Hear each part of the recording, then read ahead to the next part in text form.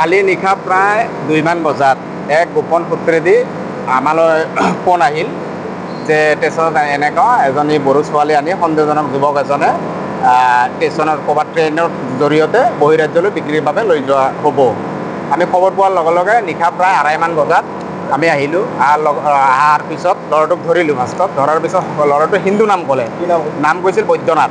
তেতিয়া মোৰ সন্দেহ হওঁতে ল'ৰাটোক মই ভালকৈ সোধ-পোছ কৰোঁতে ল'ৰাজনৰ নাম ক'লে আছৰাফুল হক, ঘৰ বিজনী, দেউতাৰ নাম নজৰুল ইছলাম।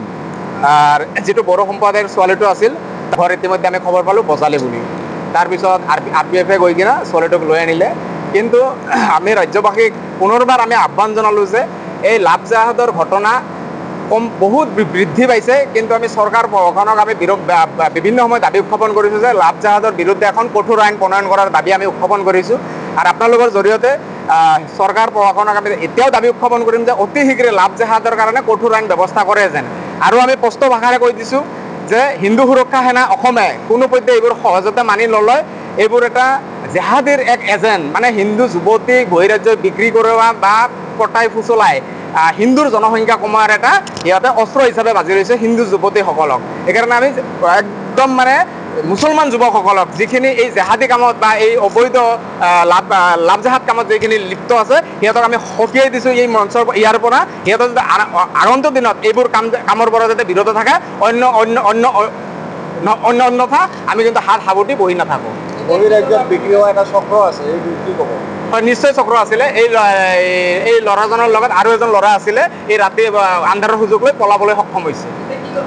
ইতিমধ্যে কাইলৈ নিশা মই পুলিচক কৈছোঁ যদি সংগঠনৰ ফালৰ পৰা এজাহাৰ দিব লাগে আমি এজাহাৰ দিম। আৰু ইতিমধ্যে সিহঁতৰ ঘৰৰ লগত আমাৰ যোগাযোগ হৈছে। সিহঁতে পাটাচাৰকুছি থানাত এখন ইতিমধ্যে FIR ৰুজু কৰিছে বুলি আমি জানিব পাৰিছোঁ। আপোনালোকৰ পৰা দিব এজাহাৰ? এতিয়া পুলিচ প্ৰশাসনে ক'লে যে আপোনালোকে নালাগে, যিহেতু তাতে FIR দিছে, নহ'লে আমি দিলোঁ হয়।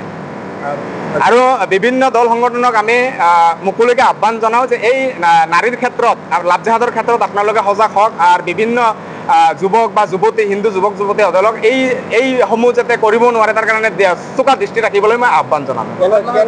কেনেধৰণৰ মানুহৰ ওপৰত তেওঁলোকে এনেধৰণৰ কাম কৰি আছে? মানে সিহঁতে যিটো আমি খবৰ পালোঁ যে এই ছোৱালীটোৰ বজালিত এই ল'ৰাজনে কাম কৰিব গৈছিলে, লেবাৰ কাম কৰিব গৈছিলে। কাম কৰিব গৈ কিনে ছোৱালীজনক ফুচলাই লৈ আহিলে। আজি আমি ইয়াতে খবৰ পালোঁ ছোৱালীজনী 14 বছৰ মাত্ৰ, কিন্তু এই ল'ৰাজনৰ বয়স হ'ল 23 বছৰ। কিন্তু ল'ৰাজনে এই ছোৱালীটোক ফুচলাই আনি কিনা, যিটো আমি খবৰ পালোঁ ৰাতি আমাক যিখিনি কৈছে যে বহিৰাজ্যত বিক্ৰীৰ বাবে লৈ অনা হৈছিলে কেৰালাত। আৰু এই ল'ৰাজনৰ আধাৰ কাৰ্ডতো নামটো ভুল আছে, কিন্তু ল'ৰাজন আমাৰ তাতে কৈছে যে দেউতাই আধাৰ কাৰ্ড বনাই দিছে, মই একো নাজানো বুলি আমাৰ তাতে স্বীকাৰোক্তি কৰিছে। ক'ৰবাত হিন্দু ছোৱালীসকলৰ এই ক্ষেত্ৰত সজাগ হ'বলৈ হ'ল নেকি? নহয়, আমিতো আগৰ পৰাই কৈ আছোঁ হিন্দু ছোৱালী বুলি নহয়, প্ৰত্যেকজন হিন্দু মা দেউতা গাৰ্জেন তথা সমাজৰ মানুহ এই ক্ষেত্ৰত সচেতন হ'ব লাগিব। কাৰণ কিয় এইটো এটা সিহঁতে সেই অস্ত্ৰ হিচাপে বাছি লৈছে হিন্দু জনসংখ্যা কমোৱাৰ কাৰণে। ছোৱালীটো কিন্তু ৰাতি আমাক কৈছে ছোৱালীজনে গম নাপায় যে মুছলমান বুলি। দুখীয়া দৰিদ্ৰ টাৰ্গেট কৰি কিনে সিহঁতে এইবোৰ কাম কৰে। কিন্তু বৰ্তমান সময়ত সিহঁতে বাছি লৈছে যে জনজাতীয় লোক বা খিলঞ্জীয়া লোক ছোৱালীসকলক বহিৰাজ্যৰ বিক্ৰীৰ বাবে এই এটা পন্থা সিহঁতে লৈছে। কিন্তু এটা ডাঙৰ চিণ্ডিকেট বা চক্ৰ আছে বুলি ইতিমধ্যে আমি গম পাইছোঁ। পুলিচৰ তদন্ত চলি আছে। সেই চক্ৰটো নিশ্চয় নামনি অসমত এই লাভ জাহাজৰ সংখ্যা বৃদ্ধি পোৱা পৰিলক্ষিত হয়। নহয়, এতিয়া আমি ক'লোৱে যে একাংশ মুছলিম জেহাদীৰ দৰে সংগঠনসমূহে সিহঁতে লাভ জাহাজ কৰাৰ বাবে সিহঁতক ধন দিয়ে, আশ্ৰয়ৰ ঠাই দিয়ে। আৰু সিহঁতক মানে উৎসাহ কৰি দিয়ে যে হিন্দু যুৱতীক পতাই ফুচলাই লৈ আন, বিয়া পাত নষ্ট কৰি দিয়ে। কিছুদিন আগত আপোনালোকে গম পাইছে মাজুলীৰ ছোৱালী এজনী আনি কিনে বৰপেটা চিনেমা হলৰ সন্মুখত ভাড়া ঘৰত ৰাখি কিনে লাষ্টত ছোৱালীটো মৃত্যু সাবটি ল'ব লগা হ'ল। এই ধৰণে বহুত হিন্দু যুৱতী মানে প্ৰাণ আহুতি দিছে। এই ছোৱালীজনী কিন্তু এতিয়াও ন্যায় পোৱা নাই। ছোৱালীজনী ন্যায় পোৱা নাই। হয়, সিহঁতে ল'ৰাজনে যিটো ক'লে কাম কৰিব গৈছিলে, লেবাৰ কাম কৰিব গৈছিলে, কিবা মথৰে কাম কৰিব গৈছিলে, তেতিয়া ছোৱালীটোক ফুচলাই লৈ আনিলে। আৰু ছোৱালীটো একদম নিৰীহ, মানে আমি কথা পাতি চাইছোঁ, ছোৱালীটো একোৱেই নাজানে, মানে দুখীয়া ঘৰৰ ছোৱালী।